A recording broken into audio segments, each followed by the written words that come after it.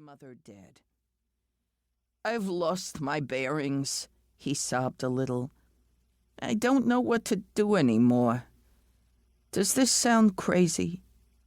The Rebbe said in English, softened by a European accent, "Life is not a clean or an easy business. You need to talk, and I need to listen." And Rebbe Yehuda listened. Then, with both hands, the Rebbe pushed a paper cup of seltzer across the table to Isaac. The sleeves of his white caftan fell back and exposed the tattoo, thin survivor arms. He slid over a perfectly rectangular piece of honey cake on a napkin. "Make a bracha and drink a bissel."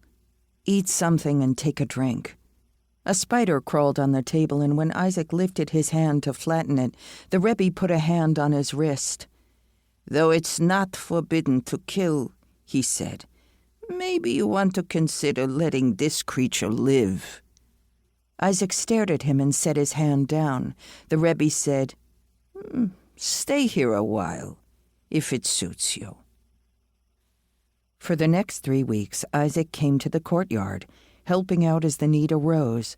His managerial experience at the haberdashery, all those years spent getting the right size sock, underwear, or shirt for cranky clients, now came in handy. Sometimes he pitched in when the Rebbe or his Rebbitzin was cooking up a batch of herring for the food deliveries to the poor. One day the Rebbe spoke to him. "My wife and I can no longer come and go as we once did. You are young. The needs are great. You can help." Isaac's heart began to jerk and pound. The Rebbe said, "Here you can have a place to eat, a bed to sleep. It isn't much by the way of this world, but it may be a blessing for us both." Isaac answered the call.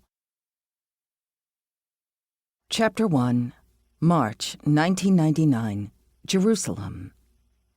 Mustafa raised his prunger and stabbed a clear plastic bag, a candy wrapper, and a tissue box. With his mitted hand, he slid the garbage into a sludge-colored rucksack slung over his good shoulder.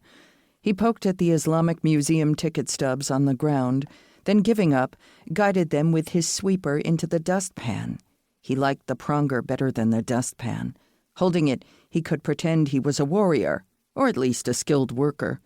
The children from the elementary school followed him and, when they weren't calling him crazy monkey-head Mr. Garbage, begged to use the prunger.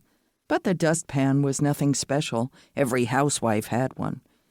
His eyes fixed on a clump of soggy tissues under a caper bush.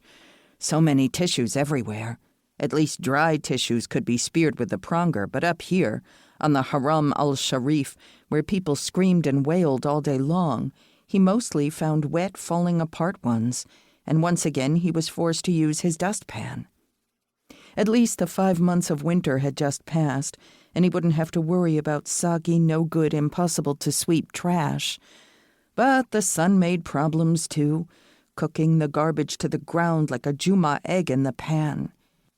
He swung his body around to look at the next bunch of tourists straggling up the Magharaba ramp that led from the Jew Wall to the Noble Sanctuary, or to what the Jews called the Temple Mount, where they said their house of prayer used to be. He had heard the Israeli tour guide say this so often he no longer ground his teeth or grimaced when he heard it. Anyway, let them say what they wanted.